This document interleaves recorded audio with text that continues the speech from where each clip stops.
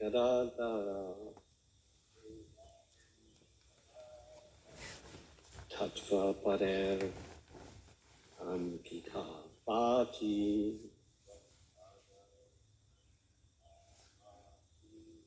Swalakshanan Vilakshitihari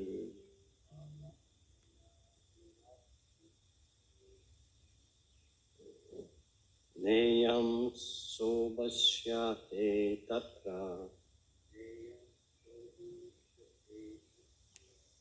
Kathedanim Dara Tatra Pader Ankita Bhati Swalakshanan Vilakshita.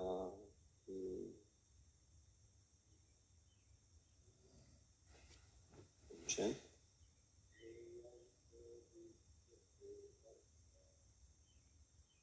Neyam Vasate Tatra Kathedanim Gadhara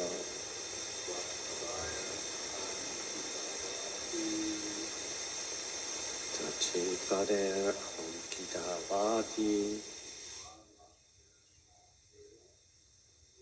Swalakshana Lakshati. Zoom, can anyone in Zoom wanting to chant? Yes, please. Hare Krishna. Can you hear us? Yes. Thank you.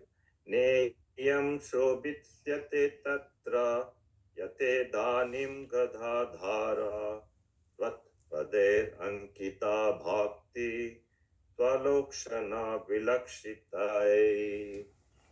Neyam sobhyate tatra yate danim gadadara tvat pader ankita bhakti swalakshana vilakshitahi.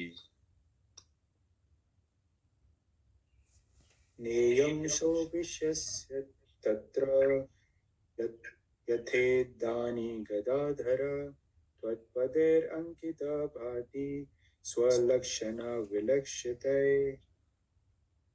Neyam sobheshyate tatra yatedanim gadadara tvatpadirankita bhati swalakshana vilaksitahai. Sobhishyate will appear beautiful. Tatra, then, yatra, as it is now, hadinim, how, vedahar, O Krishna, tat, your body, by the feet, ankita,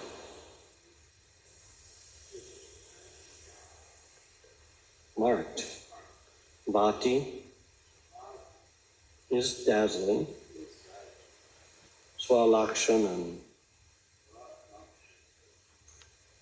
your own marks, vilakshita, by the impressions. O Gadahar, Krishna, our kingdom is now being marked by the impressions of your feet, and therefore it appears beautiful. But when you leave, it will no longer be so. Can you repeat? O Gadahar, Krishna. Our kingdom is now being marked by the impressions of your feet, and therefore it appears beautiful. But when you leave, it will no longer be so. Purport by A.C. Bhaktivedanta Swami. There are certain particular marks on the feet of the Lord which distinguish the Lord from others. The marks of a flag, thunderbolt, and instruments to drive an elephant, umbrella, lotus, disc, etc., are on the bottom of the Lord's feet. These marks are impressed upon the soft dust of the land where the Lord traverses. The land of Hastinapur was thus marked, while Lord Shri Krishna was there with the Pandavas, and the kingdom of the Pandavas thus flourished by such auspicious signs. Kunti Devi pointed out these distinguishing features and was afraid of ill luck in the absence of the Lord.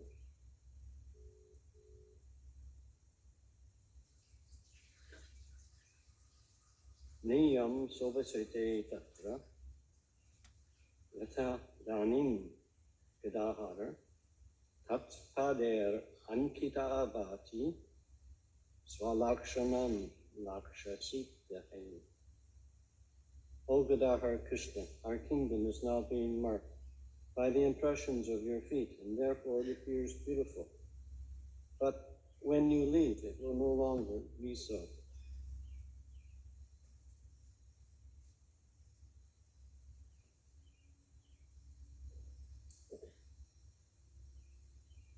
So in these prayers of Queen Kunti, and there's quite a few of them, they're all delineating the glories of Lord Krishna and expressing fear at what would happen when Krishna was not there.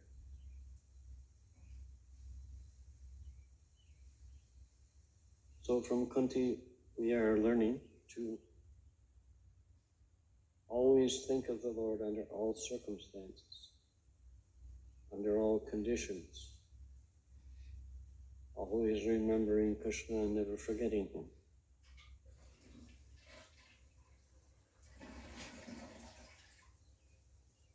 So, if Krishna is not present, Kunti was very much worried about this part of the statement. If Krishna was not present, then there would be no beauty, there wouldn't be anything of value.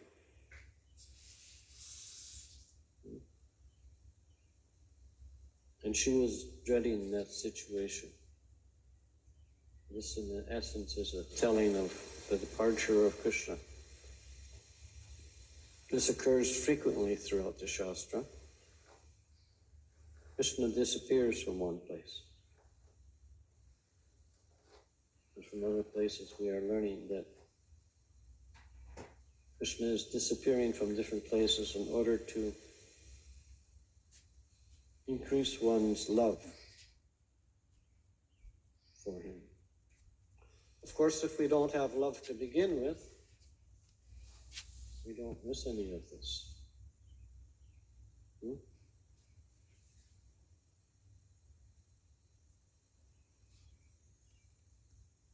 If there is no love there, this means that we are in a neophyte condition at best, and maybe also even very much demoniac, like Kamsa, Ranikasipu, and other unfavorable persons with ill intent. We may not be at that stage, but just the forgetfulness of Krishna.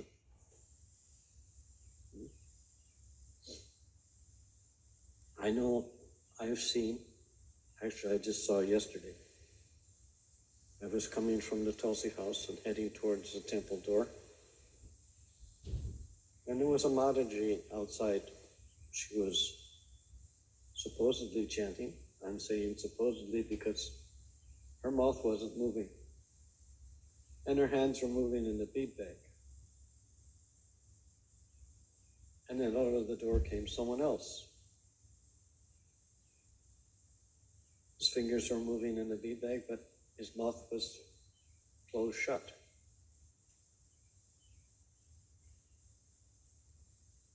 And the other day, someone was sitting in the temple room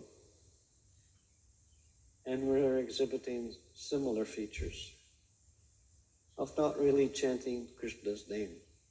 Now, these three individuals could have been chanting silently, but it's extremely difficult to chant quietly.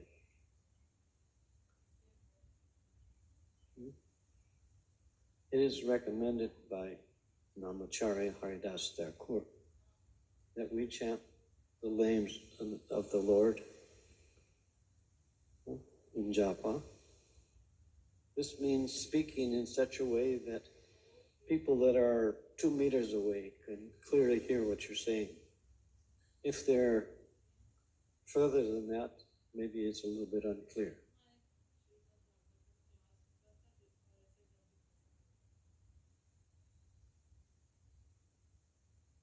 So we have to presume that these three individuals I saw were chanting quietly, although it's not the recommended practice.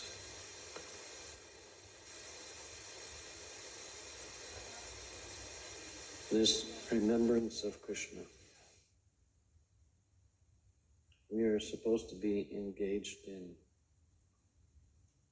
this chanting in order to purify our minds from all the different material contamination that have entered in our life and in previous lifetimes. We have quite an accumulation of covered nature. Conditioned soul means he is prone to forget. He's delusioned. He has a desire to cheat. And he is bewildered due to his imperfect senses.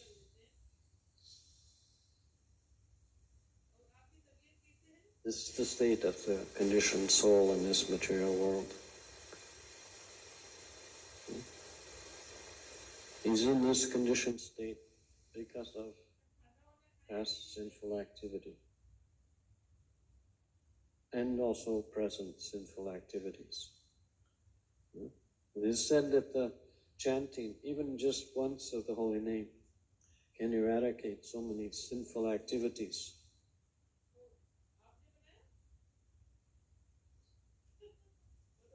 Our problem is that we like to continue doing the sinful activities and think of them as somewhat pious.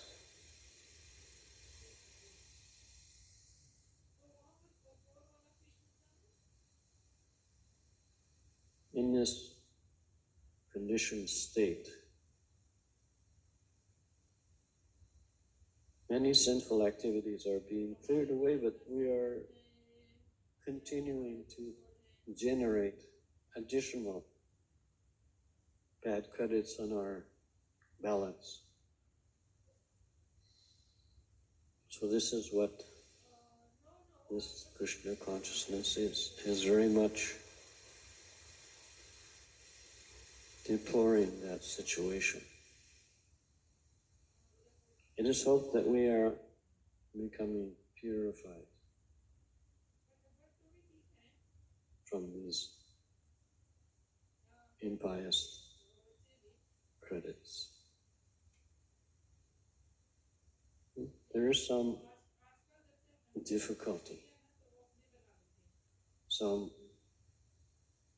lack of determination to chant the holy name. Shravanam Kirtanam, first of all, applies to oneself. And then this can be extended congregationally to others. But the first stage is to enunciate Krishna's name. And through the ear holes, hear that sound vibration. This is the process. It's nice to listen to a tape of Prabhupada chanting Hare Krishna, but this is an activity that should be done separately from one's own chanting the holy name. We're supposed to be listening to, how am I pronouncing Krishna's name? Am I hearing the sound vibration coming from my mouth? This is the purifying part. And if we do it absent-mindedly or inattentively, there's very little benefit of the holy name, because you're not really saying it. That's what it boils down to. I was instructed when I first came to the temple that maybe I didn't know the mantra very well. When I was given a mantra card, and he said, read this.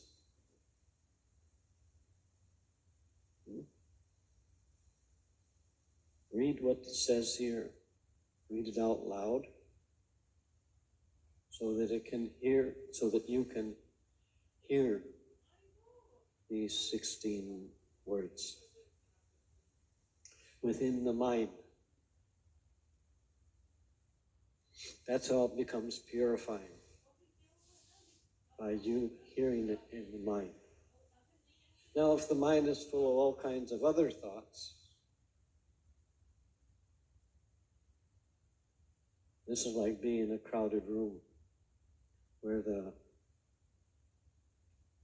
sound level is very high and you can't really distinguish what the other person is saying. Nothing very much gets through.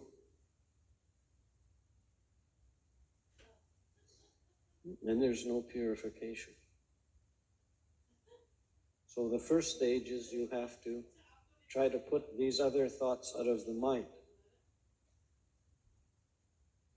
Even if these other thoughts may be recognized as spiritual in essence, maybe you're remembering some pastime of Krishna that you just read.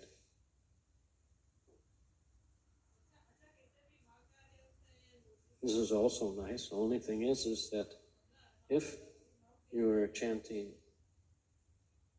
your prescribed number of rounds,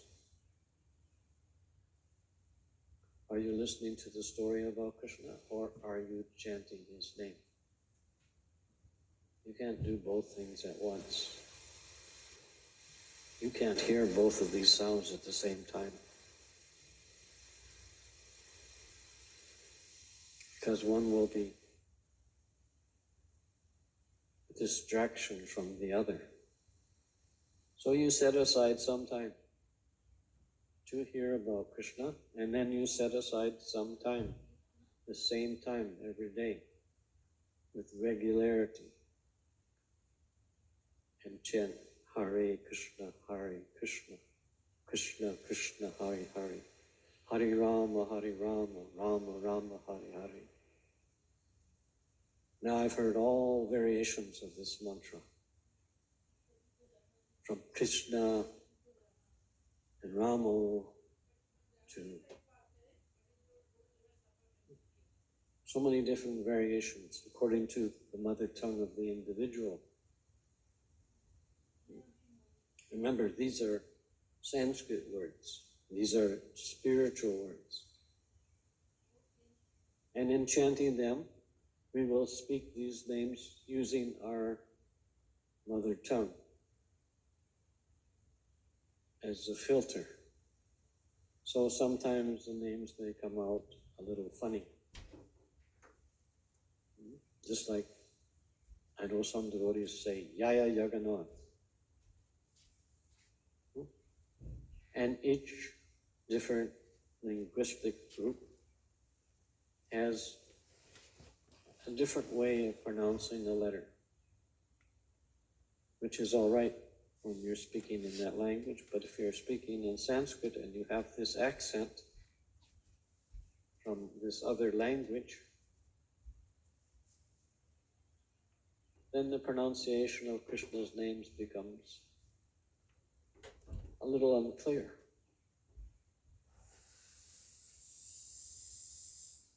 So one has to try to properly chant the name and hear it. And if we're walking, maybe we're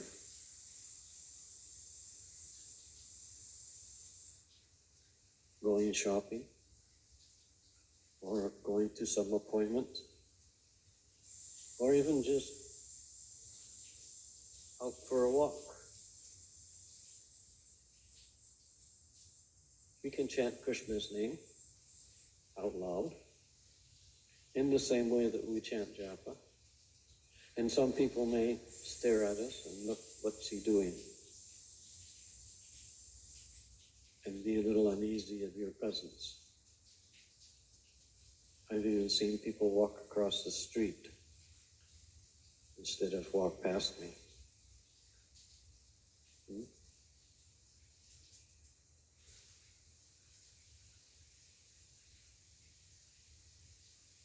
So that's what some little bit of remembrance of Krishna is like. As soon as we are not strictly chanting the name, Krishna is away from us. And we can't see him anymore. We can't hear him anymore. And we don't feel his presence even though he is here.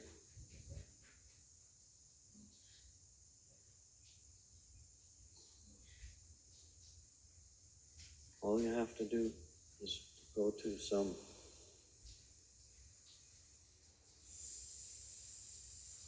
meeting where there is a bunch of ISKCON children. And you ask them, where's Krishna?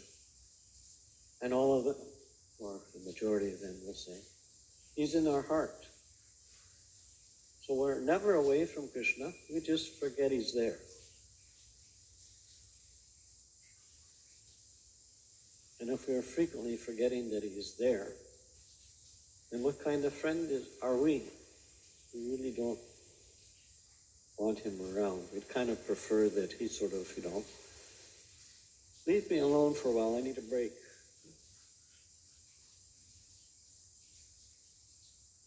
I need a slight change of pace just to sort of level out, or whatever the saying is nowadays.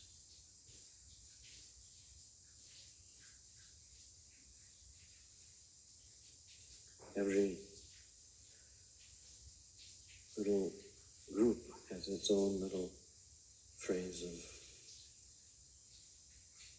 commonality, according to what, not necessarily generation. Every 5 years, a little group of people within the 5-year range have their common statements that they share amongst themselves, and others don't use these words so much, or maybe not at all. But this chanting of Krishna's name should be going on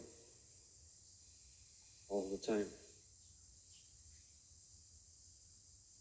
This is repeated again and again all throughout the Shastra, this remembrance of Krishna.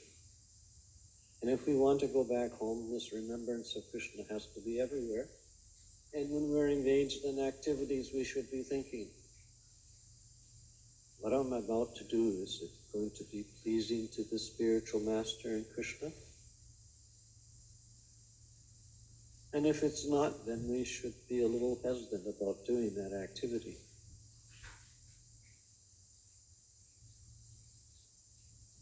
That's what Krishna consciousness means. Mind always on Krishna. Now, you may say, religion is very nice, but we also need some freedom from it. Too much of a good thing is not good, you know.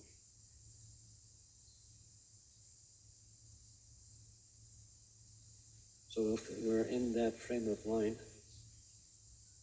this is an indication that we are desirous of forgetting Krishna.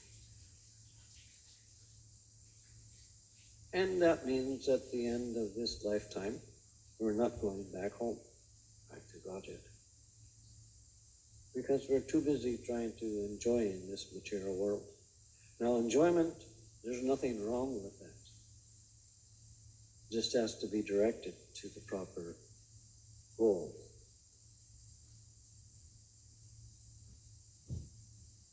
It's not about pleasing oneself, just like you're engaged in kirtan. If you're engaged in kirtan to feel pleasure, you're not rightly situated. You're supposed to be thinking of, is this pleasing to Krishna? And not really worry about whether it's pleasing to you or not, or to others that are there. You shouldn't be singing to please others. The intent should be in pleasing Krishna. All activities must be centered on Krishna, Ishvavasi, on that supreme, infallible Lord. Whoever is Krishna is victory.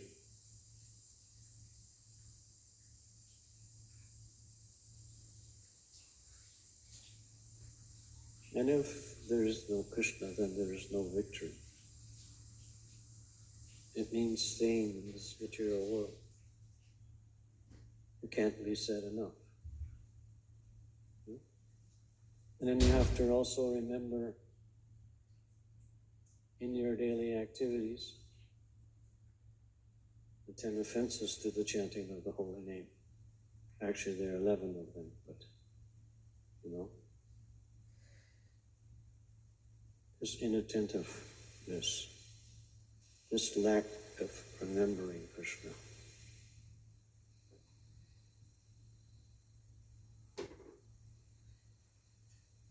Or as the invocation in Krishna book says, Krishna, Krishna, Krishna, Krishna, Krishna, Krishna, Krishna, hey.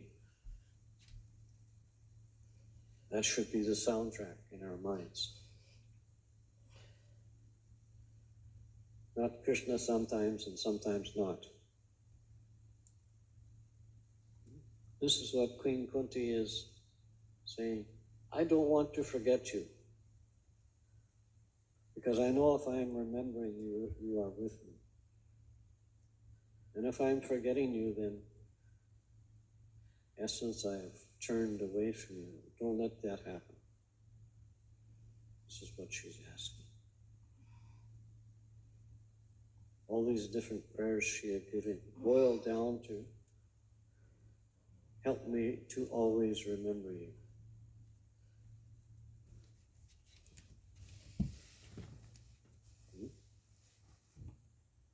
Draupadi found this out in an unpleasant way.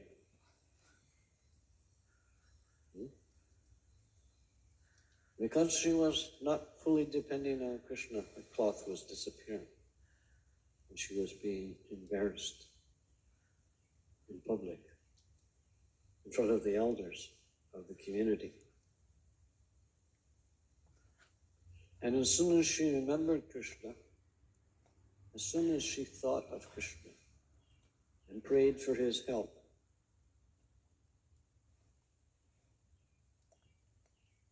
that difficulty was alleviated.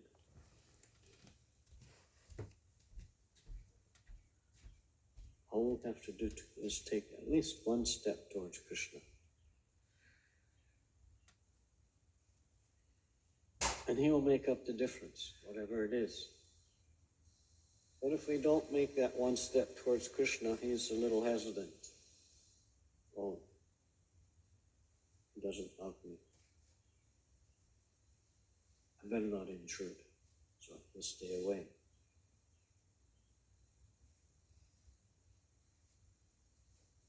There are so many stories where it appears that Krishna is not coming to help. And usually in the story you'll find out that the other party was not asking for his help.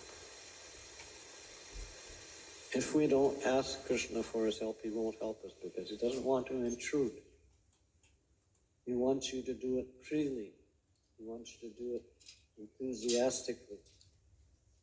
He wants you to always remember him.